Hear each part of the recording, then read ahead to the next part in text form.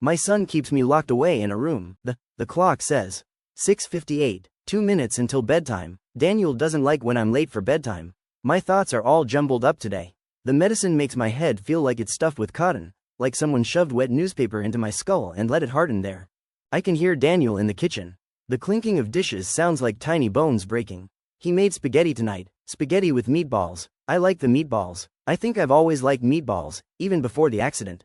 Sometimes it's hard to remember what I liked before. Sometimes I wake up tasting blood and can't remember why. I should get ready. Daniel doesn't like when I'm not in bed when the clock turns to 7 o'clock. He says it makes Mr. Jax upset. And nobody wants Mr. Jax upset. I've never met Mr. Jax. Daniel says he comes to our house late at night and checks on things. Makes sure everything is safe. Daniel says Mr. Jax knows what's best for us. Daniel says Mr. Jax has plans for me. When Daniel talks about Mr. Jax, his eyes change. They get darker, emptier, like something crawls behind them. The doctors told me I have, what did they call it? Traumatic something. Brain injury. From the accident. Sometimes I can think just fine, like now. Other times I can't remember my own name. The words get stuck. The thoughts won't connect right. I get confused about what year it is. What day. Where I am. Sometimes I see shadows moving in the corners of my room. Shifting. Watching. Waiting. I used to be different. Before the pills, before the accident.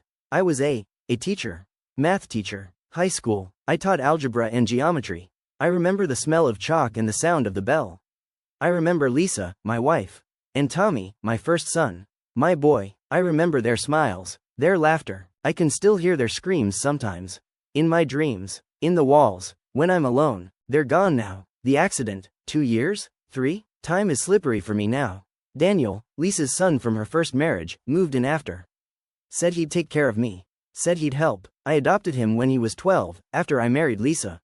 He never called me dad though. Always Greg. His voice always cold, clinical, like he was examining a specimen. The lock clicks from outside my bedroom door. 7 p.m. sharp. The sound makes my skin crawl. I hear Daniel's voice through the door, muffled and wrong, like it's coming through water or meat. Good night, Greg. Did you take your evening pills? His voice sounds far away even though he's just behind the door. Yes, I lie. The little blue and white pills are under my tongue. They taste like chemicals and dread. I'll spit them out later. I don't like how they make me feel. Like I'm underwater. Can't think. Can't remember. On my ceiling, there are terrible things. They crawl upside down. They come in from a crack above the door. Do they know Mr. Jax? Good. Mr. Jax will be here soon. He says you need to stay in your room tonight. All night. Don't try to come out, okay? Remember what happened last time? I do remember. Sorta. Things get mixed up sometimes. I got thirsty and tried the door. It was locked. I kept pulling on it. Daniel came. He was crying, but his eyes were dry. Said Mr. Jax was angry. Daniel had a bruise the next day. A perfect handprint wrapped around his throat. Said it was my fault. But I was locked in here all night. How could it be my fault? Okay, Daniel, I'll stay. The words feel thick in my mouth. Hard to talk sometimes, like my tongue belongs to someone else. Sleep well, Greg. Mr. Jax is looking forward to seeing you. His footsteps go away. They sound heavier than they should. Like someone much larger is walking away. I sit on my bed. Look around. This room is my whole world now. TV. Books with big letters. Water bottle. Bucket for bathroom. I hate that bucket. Hate it. But Daniel says Mr. Jax doesn't let me use the real bathroom at night. There are scratches on the wall I don't remember making. And stains on the ceiling that look like faces when the light hits them just right. I look at my puzzle book. The one with pictures of animals and words hidden in a grid. Daniel says these are good for my brain. Says they'll help me get better. But I think I'm getting worse. Yesterday, all the animals in the book were staring at me. Their eyes following me across the room. The words start to swim on the page. I feel dizzy. The medicine, it's kicking in. The stuff I took this morning makes it hard to focus. Makes the shadows in the corners grow longer. Darker. But wait, I hear voices. From the living room, Daniel's talking to someone. Another voice, deeper, older. Raspy like sandpaper on bone. I try to listen. My legs feel wobbly, but I manage to get to the door. Press my ear against it. The wood feels cool, unnaturally cool, like it's sucking the warmth from my skin. He's secured for the night? The deep voice must be Mr. Jax. It sounds wrong. Too deep, too hollow, like it's coming from somewhere very dark and very old. Yes, Daniel's voice. Just like you said. Good. Has he been behaving? Not really. Tuesday was bad. He kept calling me Tommy. Then he started crying, asking where Lisa was. Saying he wanted to see her. He scratched himself until he bled. Said something was under his skin. That's concerning. We might need to adjust his dosage again. The stronger stuff. The one that makes him see us as we truly are. I move away from the door. My heart is going fast. Too fast, like it's trying to escape my chest. Adjust my dosage? No, no more pills. Last time they changed my medicine, I couldn't wake up. Slept and slept, couldn't tell if I was dreaming or awake. Saw things standing over my bed, watching me, touching me with hands that felt like wet leather. I go back to bed, pull the blanket up, it feels safe under here. Through my window, I can see the moon. Full moon, big and bright, too bright, unnatural. The moon helps me sometimes. Helps my thoughts line up right, like puzzle pieces clicking together. But tonight it looks wrong. Like it's watching me, judging me. I remember things when the moon is full. Remember Lisa's smile. Remember Tommy's baseball games. Remember adopting Daniel when he was 12. Remember how he watched me. Always watching, never smiling, never calling me dad. I remember the way he'd stand in doorways just watching us eat. The way animals would go quiet when he walked by. I remember the accident, the car going too fast. Couldn't stop it, brakes didn't work, the tree coming closer and closer. Lisa screaming, Tommy in the backseat, the sound of metal folding, of glass breaking, of something laughing. I remember the hospital, the police officer, young guy with kind eyes. He said the brake lines were cut. Someone cut them, but they didn't know who. I remember how uncomfortable he looked when Daniel visited, how he wouldn't meet Daniel's eyes. I remember Daniel coming to live with me after the funeral. I was still in a wheelchair then, head all bandaged up. He said he'd take care of me. Said Mr. Jax would help us both. I remember how cold his hands were when he touched me, like he'd been keeping them in ice water. Mr. Jax, the grief counselor. That's what Daniel said, but I've never seen him. Never signed papers, never had therapy. And why? Why does he only come at night? Why do the lights flicker when his name is mentioned? Why do I sometimes hear him moving in the attic during the day when Daniel says he only comes at night? There's laughing from the living room. TV sounds, explosions, gunfire, but underneath it, something else. A wet, slithering sound, like something huge dragging itself across the floor. I think I fell asleep. My eyes open, room is dark, just moonlight. Clock says, 2:17. What woke me up? A sound, from outside my door, a scratching sound, like claws on wood, footsteps, heavy, uneven footsteps. I try not to breathe too loud. The doorknob moves, turns, but the lock stops it. Something pushes against the door. Something heavy. The wood creaks, bending inward slightly. He's sleeping? Mr. Jax's voice, just outside my door. It doesn't sound human up close. Too deep, too hollow, like it's coming from the bottom of a well filled with mud and teeth. Should be. The risperidone and lorazepam knock him out pretty good. Daniel sounds tired, afraid. Good. I brought the papers. Once we get him declared legally incompetent, we can access the insurance money. The house, too. Insurance? Money? My brain feels foggy, but something about this feels important.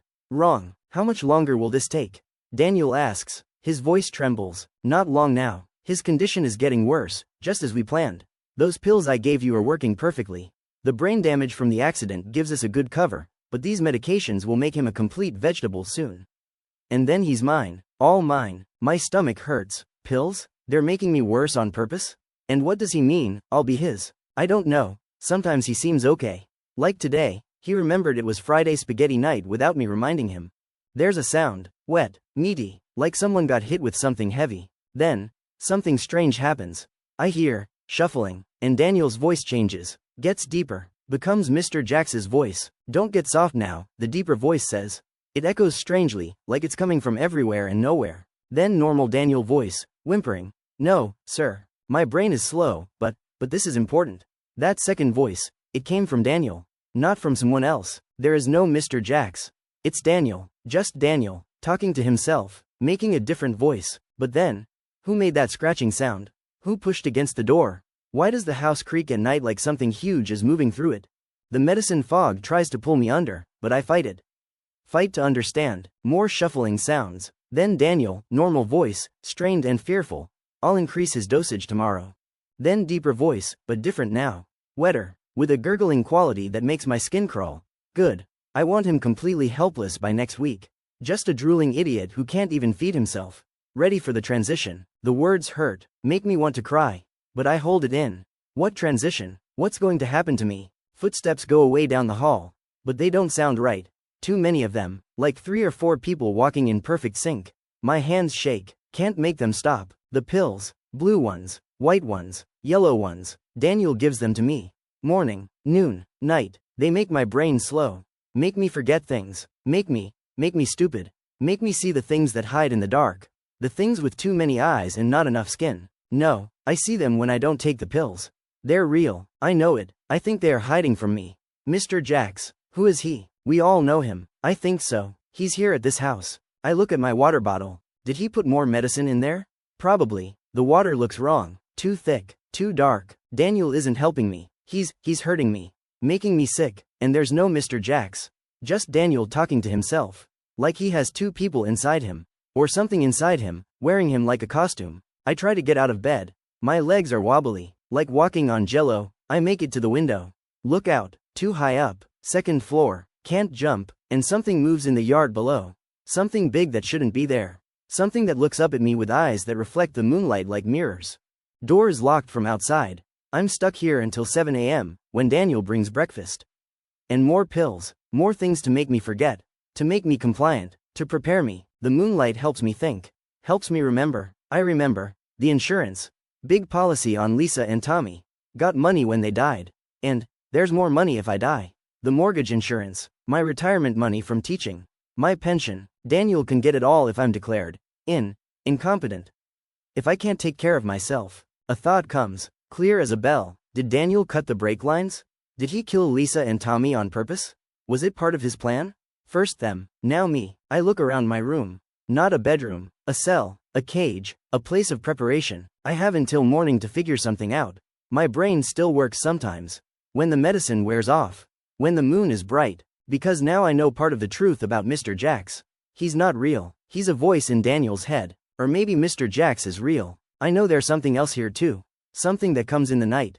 Something Daniel is afraid of. Something he's working for. Something that wants me. My tongue feels the pills I hid there. I spit them into my hand.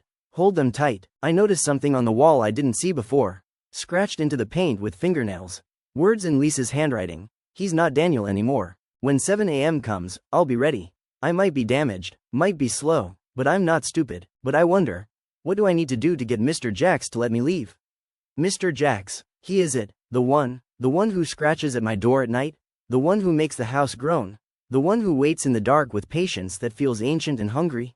Not anymore. I can stand up to Mr. Jax. Update. It's nearly 7 a.m. I can hear movement outside my door. Footsteps. Too many footsteps for one person. I've been up all night.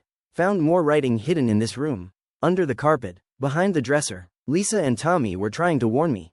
Daniel isn't Daniel. Hasn't been for years. Something else wears him now. Something old. Something patient. Something that's been collecting our family one by one. My son Tommy left behind a drawing of Mr. Jax. It's unlike anything I've ever seen. The door is opening now. Time to find out what Mr. Jax really looks like.